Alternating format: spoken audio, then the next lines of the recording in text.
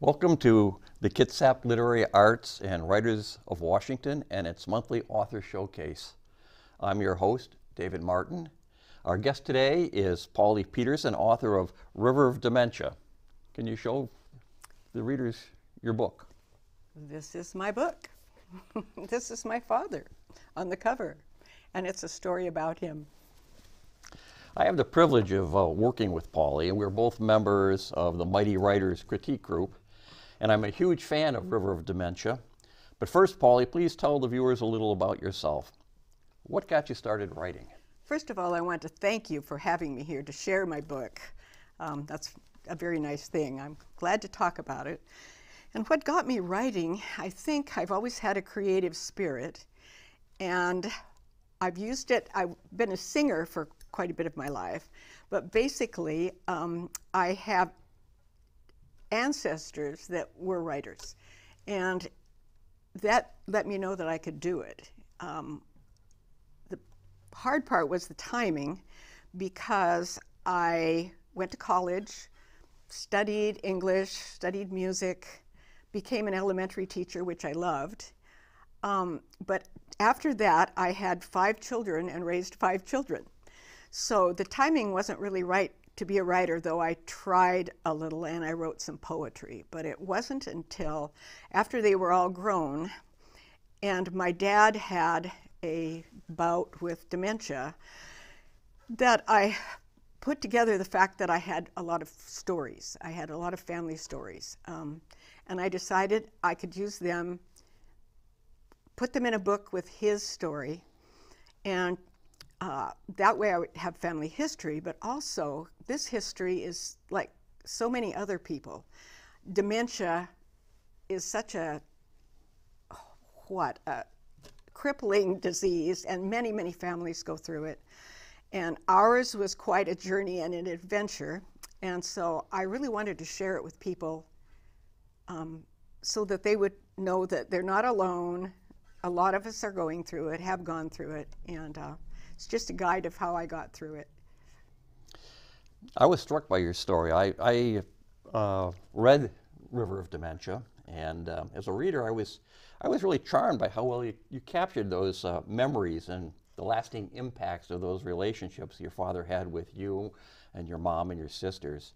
And as you say, dementia, it afflicts so many families, and in my family as well, and so it was so easy to relate. Watching a loved one slip away is very painful, yet your story captures joyful memories, and that's what really touched me. Bittersweet, you had both the pain and the joy, and I would like to know, did you intend something like that in your writing, to do the both sides of the story? Definitely, because it's such a serious subject that it probably wouldn't have been very much fun to read, although I can't say it's a lot of fun to read. The first part, though, the stories that I'd saved up had fun in them and were humorous. And so his dementia, I tried to find some humor in it too, and humor with what our family did and how we reacted to what he was doing. And so I'm just hopeful that people can find similarities in what they go through. Have you had much, tell me a little bit about the response to your book. I've had some really nice responses. People have liked it a lot. They've felt that it speaks to them, people who have gone through this. And I'm very gratified by that, because that was part of why I wanted to do it. And to hear that it's been important to people has been wonderful. You say you started writing poetry, and it's kind of a jump, but when you put River of Dementia together, did you have a way of a process in the mind, or how you wanted to? Did you just wanted to start with stories, or did you have a big picture to pursue? I knew I wanted to write my dad's story, but I really didn't know how I was going to go about organizing it. So I wrote the chapters about his dementia and how it progressed. And then I wrote the story about the beginning of his life. And his father was born, my grandfather, born in 1865 at the end of the Civil War. So he had quite an interesting life, and he lived till he was 103. So putting that together, going through Dad's stuff, and my mother, I had a lot of interesting stories about her too. So I was able to put all of this that I had been, my treasure cache, and put it down in words. It took a long time. I started somewhere after 1995, when it happened, writing down things, not very many because of my large family. And then my mother passed away in 2011. And after that, I think I was more free to say what I needed to say and to tell about her. But putting it all together was quite took a lot of time. And when we finally had COVID come, I thought, I better get this done or I may not be here to finish it. And so COVID really got me going. It was the quiet time I needed, the extra quiet time. And I found that I finished it during that time, and was very grateful. Well, as I said, having lived with dementia in my family, and having new to the West Coast here and the Pacific Northwest, I just enjoyed your stories of the Northwest. Because the history and the quirkiness of the people. But also it helped me look back at a lot of the things, growing up in our family. So I really want to appreciate that. But I wanted to ask you also, you hear writers, once now that you've got one book published, and I know you're working on other things, we'll get to that in a few minutes, but writers often speak of a writer's voice. How would you define a writer's voice, and what did you intend when you wrote, with regard to voice, River of Dementia? I think that a writer's voice is developed, and I didn't have a voice when I started. I didn't have a voice till I was editing probably the 5th or 6th time, and I think my voice developed over probably took a year and a half, maybe 2.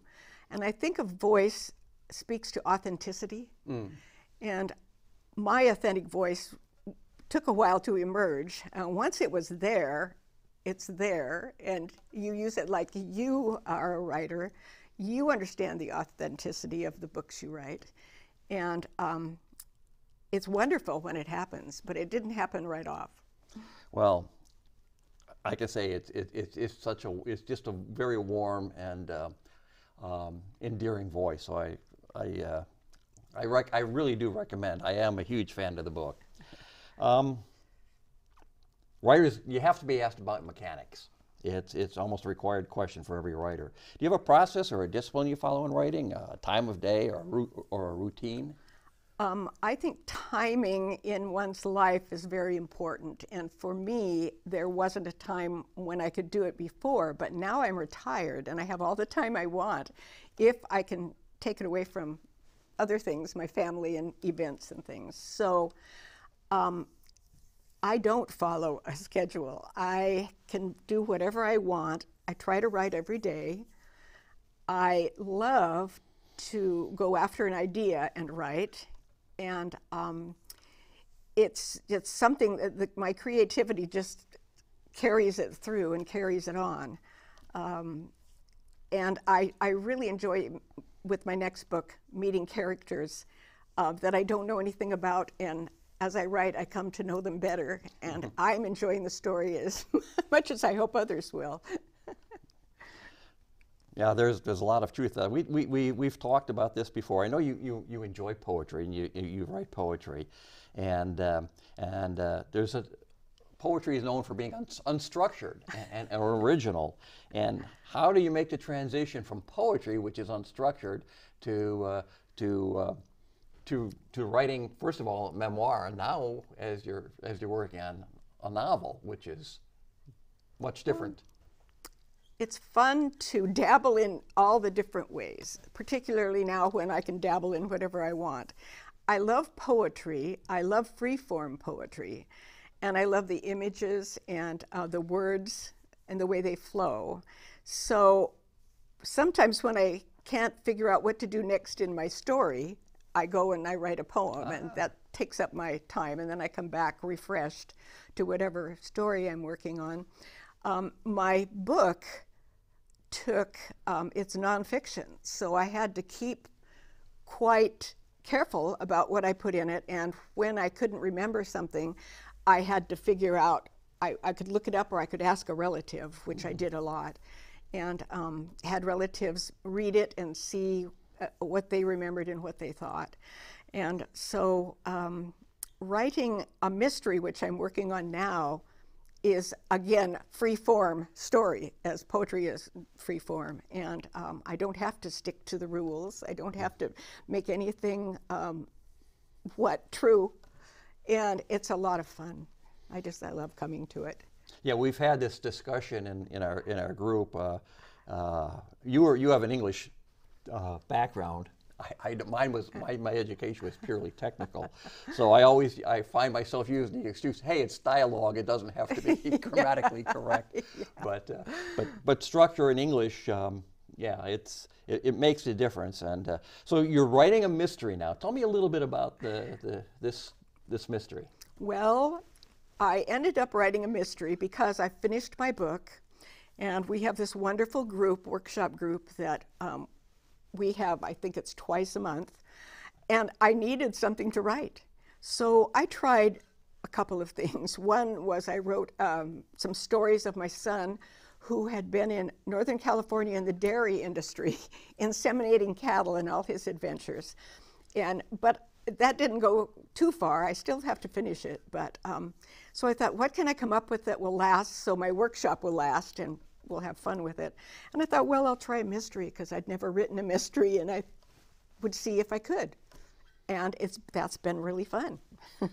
Okay, tell us a little bit about the mystery. How did you start with a character, or did you start with a concept? Or? I did. I just started with a character, and I gave her a name. But as the story went on, that name didn't work for her, so I changed her name. And I just went on an adventure with this character. She happens to be a Navy SEAL, and she's retired, and she moves to a small community like Gig Harbor. And her antagonists are two bumbling brothers who want to kill her for an inheritance that she doesn't know about. And so I just have fun adding the smile to my stories too, that I put into River of Dementia. I really need to have joy and amusement. How about working out the plot? Now, you say it's a mystery, so it's not like real life where you know the story.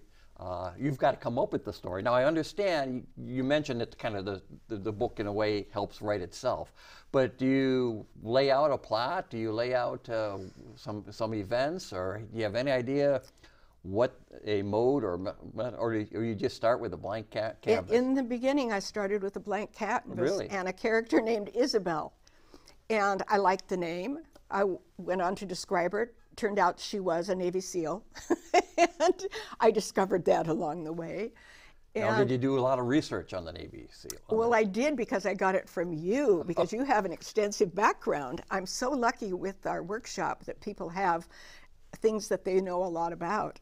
And you gave me wonderful information about what it is to be a Navy SEAL, where you become a Navy SEAL. And so it's great to have friends or to go to Google to research.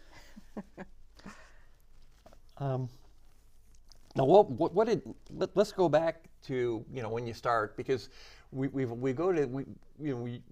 we're meeting the public, trying to sell autograph and have signing sessions, a lot of times potential authors will come to the table and they'll say, I've got an idea, or I want to write. What do you tell them people about getting started as an author? Well, because I started so late, I can't give advice about starting earlier, but for me, I had known I want to write. I actually have an aunt who wrote 2 books of poetry, and an aunt who wrote several novels, one of which was made into a movie, and then a cousin who did a lot of writing. He was an English professor, and he wrote a lot of things, including working with other people to write books. So I knew that writing was for me. What to do? I decided that I'd better take a class. I thought that would start me. It would give me some good advice about what I needed to do. So I went to TCC to a class before COVID that was inside, and worked with a teacher named Elizabeth Murray, and she's written other books. And Elizabeth has good basic things to teach. I think anyone should just go find a class or a teacher. Right now she's on Zoom, and you can take classes through Zoom, as we do with our writers' workshop. Zoom has been a very good thing. So after I took my classes and I had some of these ideas for my book written down, I went from there, but there's another step that you have to carve out time. And nobody's going to give you the time. They don't understand that you need it, so you have to take the time. So I took it from other things, events, family outings, things that I stayed home for to write. And but I think people who are going to do it, you do need a discipline. But my discipline, it revolves around my iPad. I have a mini iPad, and I use Google, and so I can take it wherever I want. It fits in my purse, this mini iPad. So when I'm waiting at the doctor's office or riding in a car with someone, I can work. I can do whatever I want. So that helps me with the discipline and the timing, and I get a lot done that way. Yeah. Well, I know, could you tell me a little bit about who published River of Dementia, and where our viewers could find the book? Sure. Blue Forge Press is in Port Orchard, and I had a wonderful letter from my editor saying she was wowed by my book when I got it, and I was so thrilled to get such a nice letter from her. And then they put it together.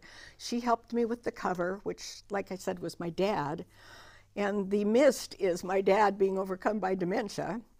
And it is on Amazon, and it's on Google, and it's at Barnes & Noble. And that thrilled me. To be able to say I'm on Amazon is a wonderful thing for an author to be able to say. I have an anthology that just came out with Blue Forge Press, and it's called Rise. Okay. It's Rise Revolution. They've done several Rise books or anthologies. And it's about women, mostly. And I have a poem and a story at the end of Rise. Okay, tell me a little bit about the story. Oh, my story is, it's called The Unicorn, and it's actually about when I was young. I was very young, and I went into a ice cream store, and there was a juvenile delinquent in there with my sister and me. And as we bought ice cream, this juvenile delinquent standing in the doorway, teenage boy about, I don't know, 16, 15, started saying things that just stunned me, not nice things. And when we were finished, I hate to tell the end of the story, but that's part of the title, The Unicorn. When we were finished, I didn't know what to do, and as I walked out the door, he was standing by the door, and I pushed the ice cream cone into his forehead, so he looked rather like a unicorn. And that's my story. It's a very short story. Well, that's what I'm going to have to read. We talked a little bit about your mystery. What the name of the mystery is? The name of my mystery is Big Mistake. Okay. And it's not very long right now, so I'm going to write another one I've started on to go with it, and that one's called Bad Plan. And Big Mistake has to do with these bumbling brothers making a big mistake in trying to kill a Navy SEAL. Well, having read a few portions of that and listening, it's your voice comes loud and clear, and it's engaging, it's warm, it's funny. You've got a way of catching the humor, but with also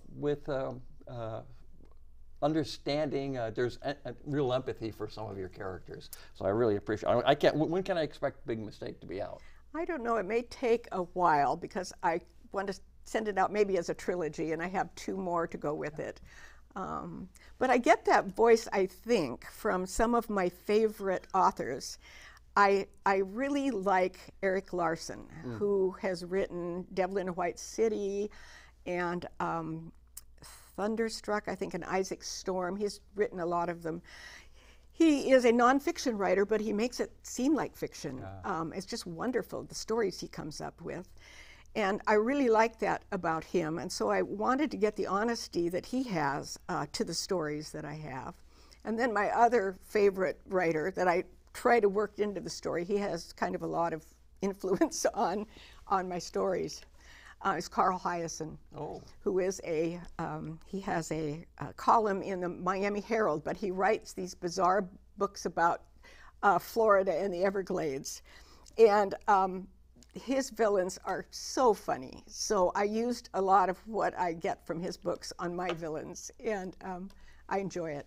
I enjoy that a lot. So the well of creativity runs deep. It does. It runs very deep. It pushes me to do things, so I don't have to work hard at it at this point. I'm probably like a spring that was held back for so long that when I finally decided to write, it just bubbles out. It does. And I have to imagine then that your love of poetry really helps with the image and creative ways of giving the scene life. So it does. I really love poetic language. You can find it in so many other books. I love the sound of the words. So in my poetry, I work on finding words that work together in a maybe musical way, not exactly, or a percussive way, maybe percussion. And I like to have a rhythm. So I have a story, but then I work hard finding the right words to tell the story, and that's very enjoyable. One of my favorite poets is Amanda Gorman. Do you remember? She has been popular. She was a youth poet, and she writes just beautifully. Her stories are wonderful. Her language is wonderful. She's terrific. Well, it looks like our time is gone. So I just want to ask friends, you want to pick up a copy of River of Dementia? I know you love it as much as I did, and I would like to thank all our viewers for tuning in to Bremerton Kitsap Access Television and viewing this Kitsap literary artist and writer's production. I also wish to thank the BCAT staff on camera and the director's chair. They worked tirelessly to broadcast a success. This broadcast interview is scheduled for April on a Saturday evening, Channel 3 on Astound Wave Cable and Channel 12 on Comcast. Keep in touch with our Facebook pages for updates to events and the authors who will be attend in the community. CLAW's mission is to connect local authors and artists with the Kitsap community and through social media to the world. CLAW meets the first and third Wednesdays of every month at Spiro's Pizza on Kitsap Way in Bremerton, Washington at 7 p.m. All are welcome. For filmmakers and actors, we have a related group, the Kitsap Peninsula Filmmakers, which meets on the second Tuesday every month at the Family Pancake House in Wheaton Way, also at 7 p.m., and everyone is welcome.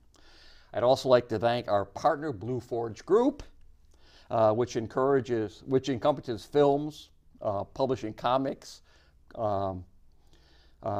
music, artwork, and is a strong supporter of the arts in Kitsap County area.